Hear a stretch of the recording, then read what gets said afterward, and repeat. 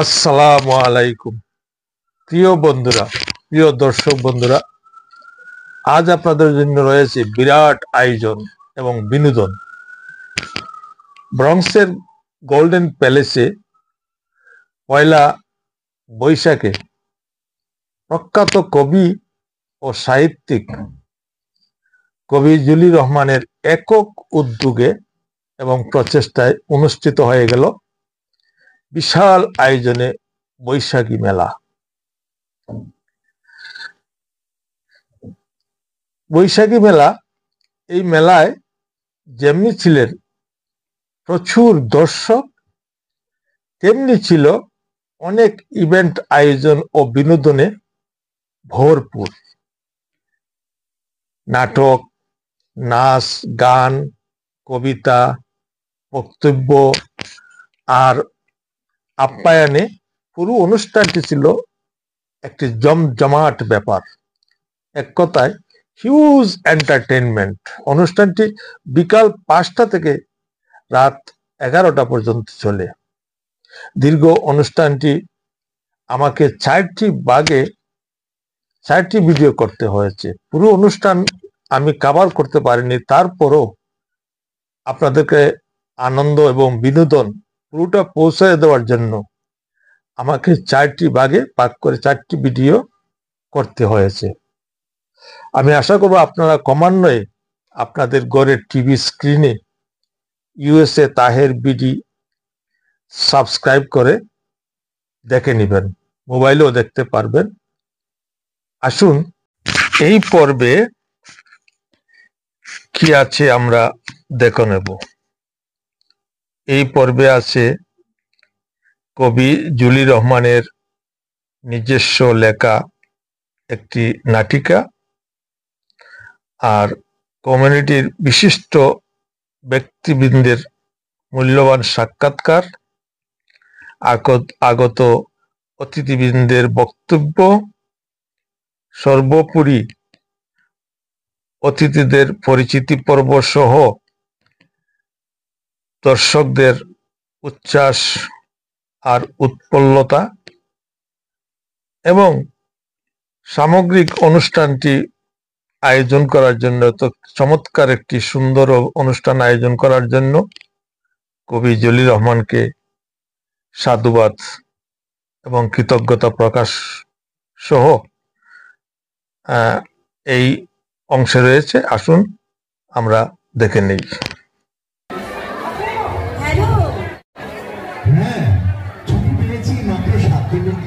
তোমার জন্য কিনেছি আড্ডাটারও সাদা শাড়ি, যা লাগবে না একটা শিশু নিয়েছি বেশ কামড় এসে কাটা। কিচ্ছু চাই না, শুধু তোমার। কেন কেন বলো? তুমি সাজবে নতুন সাজে নয় রূপে, যেমন সাজে বৈশাখ নবফুলে পল্লবে। আমি তোমার জন্য তাতে আমি দান করবো, জানো ভোর থেকে আকাশ সাজছে মেঘে, যেমন আমি অপেক্ষায় পাথরের সময় দিতে পারি, আর তোমাদের সেই ছায়া ঘেরা দিঘির জলে কাঁপছে বটের পাতা থর থর আলো ধরো, আমলকের বিকশীলতায় স্বর্ণলতা কেমন জড়াজড়ি বসবো ওখানে দোলনা করবে। নিশ্চয়ই নিশ্চয়ই, তুমি কিন্তু কাজ ফেলে রাখবে না। ফিরে আসবে তীরের বুকে, পা ফেলে ফেলে নতুন চুরি করে যায়। যা বিলম্বের পথে অপচয় করো না মনে। আমাকে তুমি এগিয়ে নেবে হাতে। তুমি না খুব বেশি অলক্ষণে ভোগে যাচ্ছ, তুমি আসো ধরো। আমার তুমি এগিয়ে নেবে হাতের চরণে তোমার তীরের বুকে পড়েছে ধরে, মুখের তোলা ছত্র দিয়ে উঠল ভেতে। থাকলো আকাশ নিঃসহাগে, আমের শাখা বাঁশের ঝাড়ে লুকুপুটি দেখি। এমন দিনে আমরা ভিজব প্রায় ফুলে, একটি পাবন দেব তোমার মেঘরং খোপায় দিলে। প্রথম যেদিন প্রথম প্রথম দেবী ভূতলের বাদন বৃষ্টি বনে বনে বজ্র আকাশ বৈশাখী উৎসব সম্বন্ধে আপনি কিছু বলেন। বৈশাখী উৎসবটা তো বাঙালি জাতির জন্য একটা চিরন্তন উৎসব, এবং আজকের দিনে বৈশাখী উৎসবের চিন্তা চেতনা একটু হুচট খাচ্ছে। কারণ ওই কারণেই খাচ্ছে, বৈশাখী আমাদের যে পথ দেখায়, বৈশাখী আমাদেরকে যা শিখাতে চায়, যা বৈশাখী আমাদেরকে যেদিকে নিয়ে যেতে চায়, এটা বাধাগ্রস্ত হচ্ছে অনেকভাবে। যেমন মঙ্গল শোভাযাত্রা সারা জীবন শুনে এসেছি, আজকে যদি আনন্দ শোভাযাত্রা হয়ে যায়, আনন্দ আর মঙ্গল এক জিনিস না। তো আমি মনে করি এই প্রতিকূল অবস্থার মধ্যে দিয়েই আমরা বৈশাখীকে খুঁজতে হবে, বৈশাখীকে ধরে রাখতে হবে এবং বৈশাখীর চিন্তা চেতনায় সামনের দিকে যেতে হবে। এটা এমন একটা উৎসব, গরিব মানুষও করে, কৃষকও করে, মধ্যবিত্ত করে, ধনী লোকরাও করে, শিক্ষিতরাও করে, প্রান্তিক জনগোষ্ঠীও করে। এক অর্থে সর্বজনীন অনুষ্ঠান বলতে বাঙালির একটাই আছে, সেটা হচ্ছে বৈশাখী। সুতরাং বৈশাখী সম্বন্ধে আমার বিশ্বাস, বাংলাদেশে যা কিছু হচ্ছে এই বৈশাখকে ঘিরেই আমরা এটা অতিক্রম করতে পারবো। বৈশাখ আমাদের সাহস জুগাচ্ছে এবং সারা বাংলায় এসো হে বৈশাখ যেমন উচ্চারিত হচ্ছে, তেমন জরা এবং অগ্নিস্নানের মধ্য দিয়ে আমরা আবার নতুন দিনের নতুন আশায় প্রত্যাশায় আবার বসবাস করার স্বপ্ন আমরা বুনছি। সবাইকে ধন্যবাদ।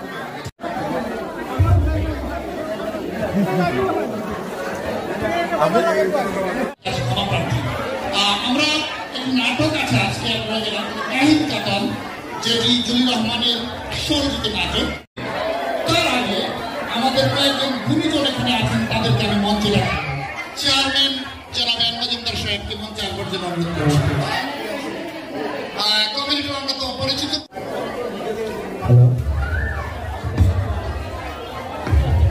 আমি জানি না আর কাউকে শুনে রাখতে হবে কিনা, আমি একটু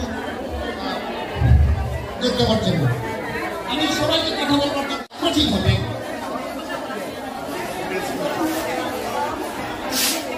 কবি পরিবারের অন্যতম সদস্য তিনি অধ্যাপক ইলিয়াস হোসেন স্যার, সাভার বিশ্ববিদ্যালয় কলেজের প্রাক্তন অধ্যাপক, আপনাকেও আমরা সামনে রাখছি।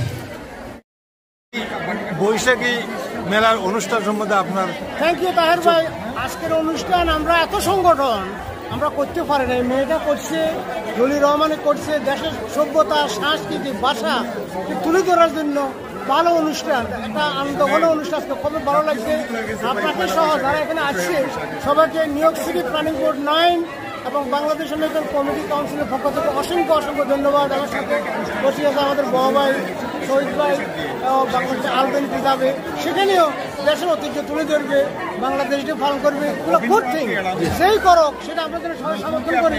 যদি ভুল হয় আমরা যেন সবাই কারেকশন করি, বাট বিরোধী যেন না করি, সেটাই প্রত্যাশা। ধন্যবাদ।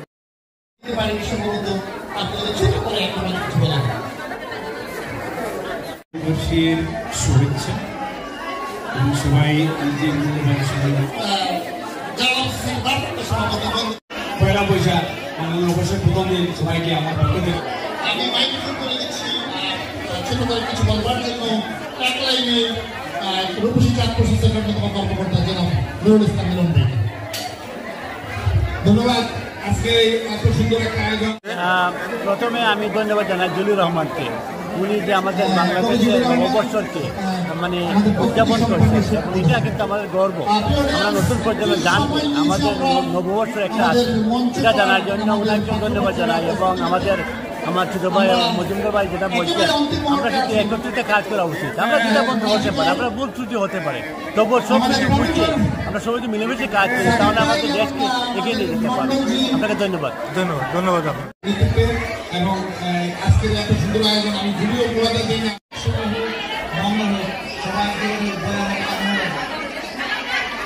সবাই ভালো লাগবেন, সবাই করে আমি সবার সাথে সবাইকে আশীর্বাদ দিলাম।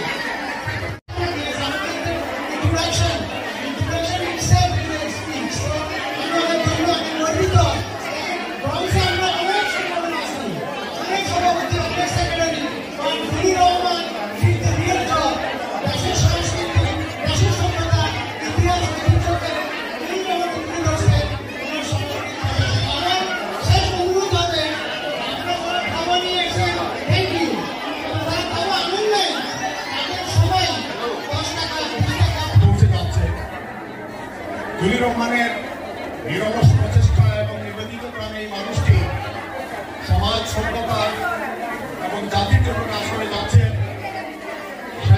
সাহিত্য ক্লাব শুধু এখানেই নয়, গতকালকে অনলাইনে দেখেছি ঢাকায় একটা ভালো অনুষ্ঠান হয়েছে এবং আরম্ভ হোক এবং আরো নিবিড় হোক এবং আমরা ভালো কাজের সাথে থাকি, জলিল রহমানের সাথে থাকি। সবাইকে ধন্যবাদ। সোহাগ ভাই চমৎকার বলছিলেন, আমরা ভালো কাজের সাথে থাকি, আমরা জলিল রহমান। আমি এই মুহূর্তে মাইক্রোফোন করে দিতে চাই আমার আত্মবিশ্বাস, আমি যার কথা বলছিলাম প্রয়োজন হয় না তো ফাইল চৌধুরী। ধন্যবাদ জানাবো আমাদের আপাকে। হ্যাঁ, আমার কিন্তু পুরীকে আমি এখন আপাই রাখবো,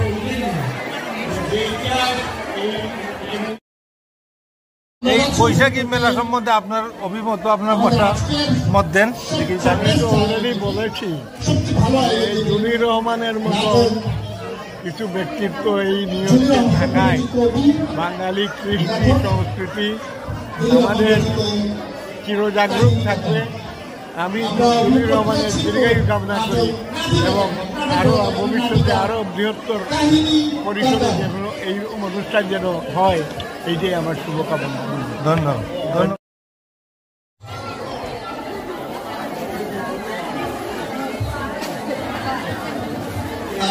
আমি মাইক্রোফোন তুলে দিতে চাই মাননীয় কবি।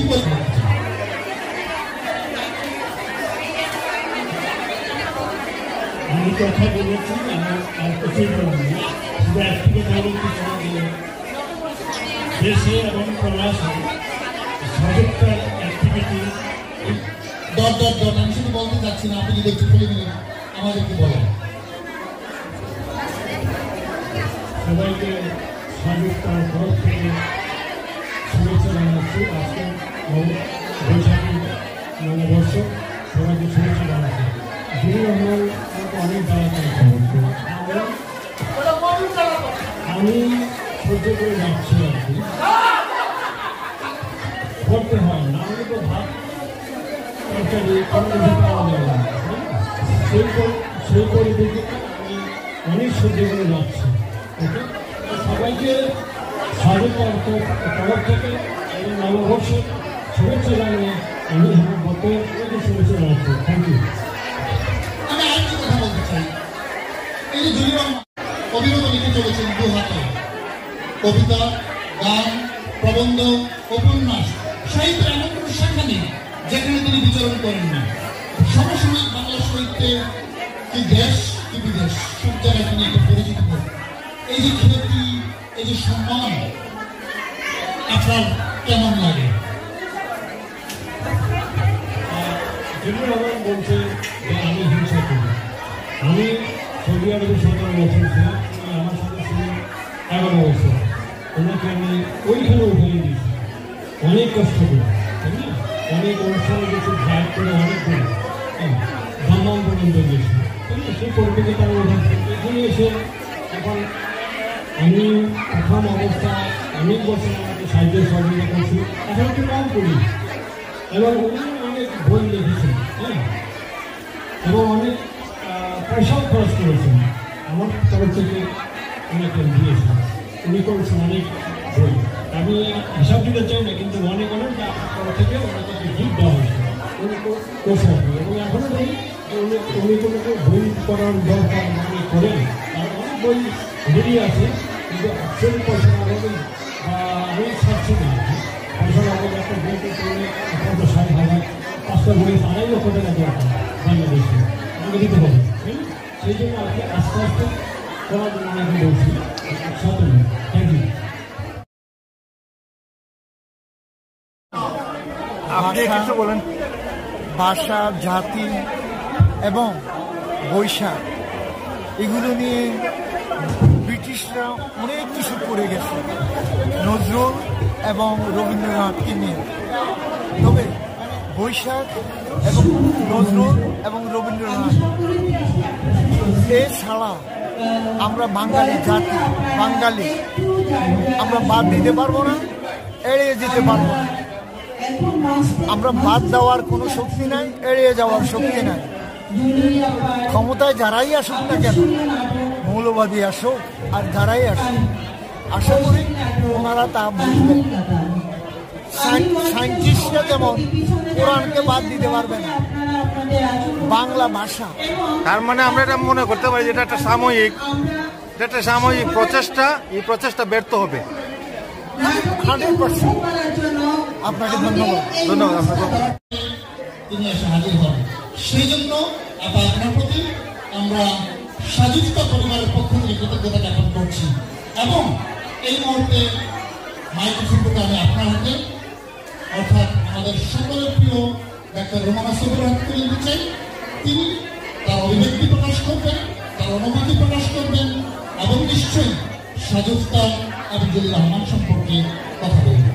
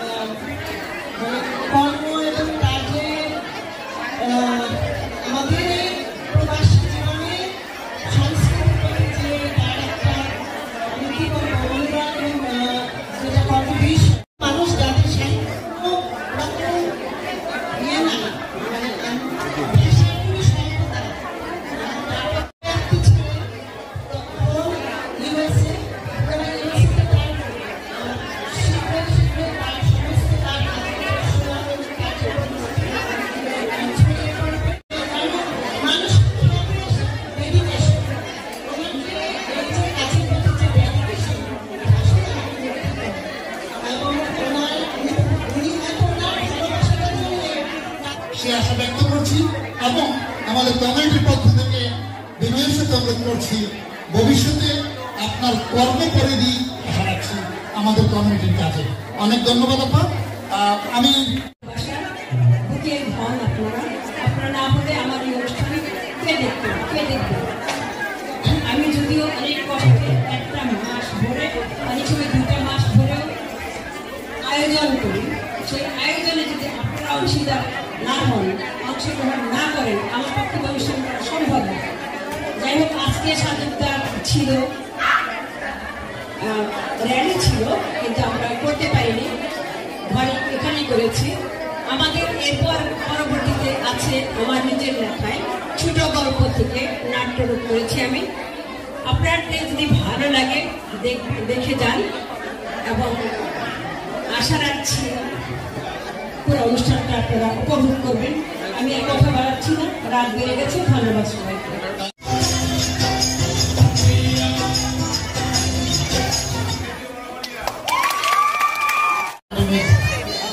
কর্মধার যাকে বলি আমরা আমরা আমাদের নাটকটি দেখতে পাবো আমাদের মঞ্চে।